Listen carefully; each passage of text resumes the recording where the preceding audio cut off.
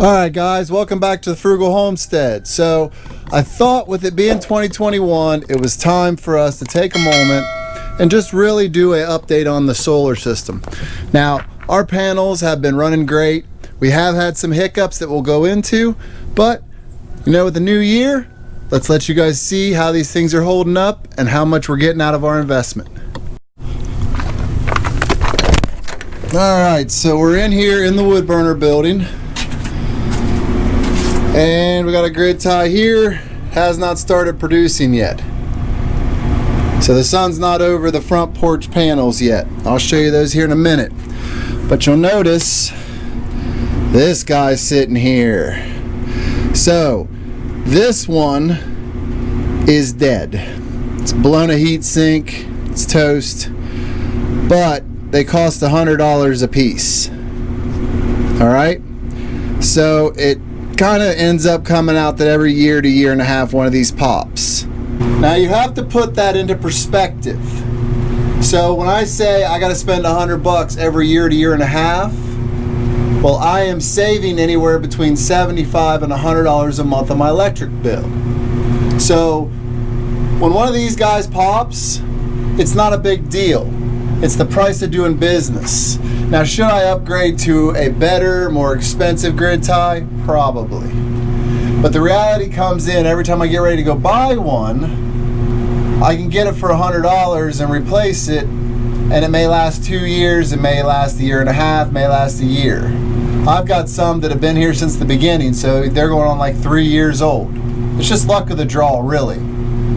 But with that said, it's not exactly the grid tie's fault, and this is why I don't run out to buy an expensive one. So the big problem we have here is actually right out here, and I'll show you.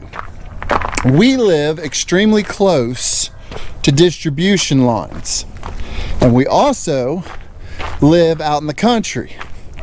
So if you come over here and look, you can see the main distribution lines running this way and our power lines running this way. So we're very close to a base station. So if that base station throws like a giant capacitor or something, it just literally sends shock waves through the system before it sets off. So you'll blow TVs, you'll blow electronics, anything it's plugged in, there's a chance it'll pop.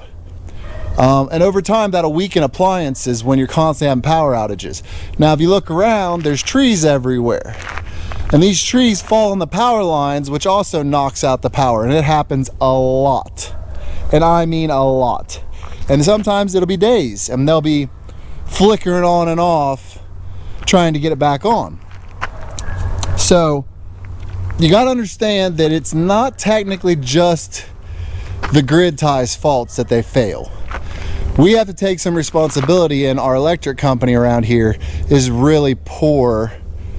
And our situation is really poor on how everything comes down. But you also can't control Mother Nature, so when she's dropping trees left and right in these storms on the power lines, that happens. But let's get inside, check out the rest of the grid ties, and then we'll get up on the roof and check out the panels. Alright guys, sorry these are a little loud, but we've got full-on sun hitting the back of these things, and they are just going. Very cool to the touch. The house is 75 degrees right now because the wood burner is just blowing hard, and they are completely offsetting our power usage at the moment. Now, none of these have been replaced this year, or 2020 I should say. So these have all been going strong. This one has been here since the beginning when I first put the system in. Now, being grid tied like this, I don't get repayment from my electric company. I'm putting power in and they're just getting it for free. But I offset any daytime usage with these. So whereas this is an all electric house, I should probably be using somewhere between, it's winter time, so I'd say probably $200 to $250 a month in electric. And my bill usually comes in anywhere between $50 and about $80. I have had the kids move in with us during the whole pandemic thing, So they kind of have upped the usage. We used to use a timer on our hot water heater, and I have now unhooked that, so the hot water heater has to be on all day long now, just because we never know when somebody's got to take a shower or when my granddaughter will get dirty. So you kind of just gotta eat those things when family moves back home. So it's probably time I took you up top now, and we got to take a look at how the panels are holding up, because we're about 3 years in. And if you don't know, you can refer back to my other videos where I talk about it, but I like to round up, so I have less than $3,000 in this whole system, the whole thing. And I actually have 2 more panels from that purchase back in my back room that I haven't even put up yet. And that includes the mount out back over our back porch that holds the panels up. All the hardware, all the wire, everything is under $3,000. So if you're planning to go put a system in, I would guide you to save your money, put your own system in, and then even possibly have an inspector come out. That way you can actually get grid tied and get money back from AEP or, you know, Duke or whoever you have for your power company, you know, Southern, whoever you have, and get paid. Because you can install these things yourself, and then they can come out and inspect it and give you the go-ahead. It's not that hard to do. There is a few more steps than how I have mine set up, but I would encourage you to do that, because the difference of the labor is what gets you. All right, so when you do a 30-year, and they'll tell you, oh, it gets paid off. No, it doesn't. It takes probably 15 years for you guys to get to where you're starting to make money. I mean, that could be different if you live down south somewhere, but here in Ohio, we're lucky to get these sunny days. So let's get up on the roof and let's get to checking out these panels.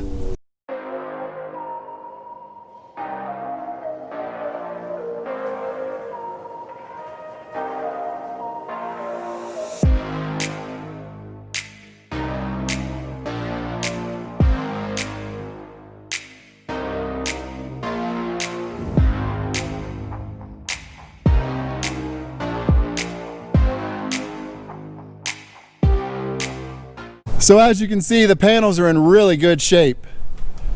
The decking and the wood around it is also in very good shape. I'm really impressed with how it's holding up. Probably because I started out using sun-dried wood that had already grayed out some before I put it together, which really helps. Not a bunch of twisting or rotting, everything's staying dried out, even with the snow and ice. So I feel like it's gonna last quite a few more years. I may have to get up here and paint it sometime, but for now, I'm happy. Panels have a little bit of bird poop on it, need washed off, but not a big deal. Definitely can be handled very, very easily. Yeah, I gotta say, these GCI panels were a bargain and a steal, and they're holding up really, really well. So, if we go over here, wood burner smoke's blowing this way the moment I walk over, of course. You can see the ones on the front porches, the bottom of them are a little dirty. It's because they don't have enough support in the middle. I usually just come up and wipe them off. It's not a big deal. I don't really have any issues with them. They still produce quite well at the end of day when the sun gets over here later in the day. Now, in the summer when the sun's more overhead here, these really produce hardcore at the end of the day into the evening. So they're in a nice position, even though it's not optimal. It really does kind of get that late day sun and really pump it up pretty good. So overall, I think my $3,000 investment has paid off in aces. I mean, the panels are showing almost no signs of wear. The wire is showing no signs of wear. I am popping some grid ties, but like I talked about, that's not solely the grid ties' fault. They take an absolute beating. I would guess we have somewhere around 70 outages a year. Some may be as short as a quick pop off for 5 minutes and back on, but it happens a lot. And in the winter, it happens super hard hits. It's one of those things where you have to ask yourself, is it valuable enough to put a full-size one in or more protection in place and spend the money to do it versus replacing those little $100 units when they get popped.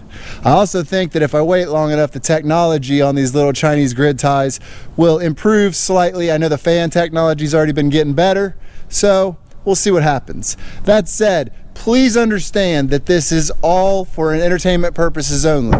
I'm not telling you to do this. I'm not telling you this is how you should do it. I'm not saying you shouldn't call a solar installer and have it done professionally. All those things are on you. This is purely for entertainment, visual aspect's sake.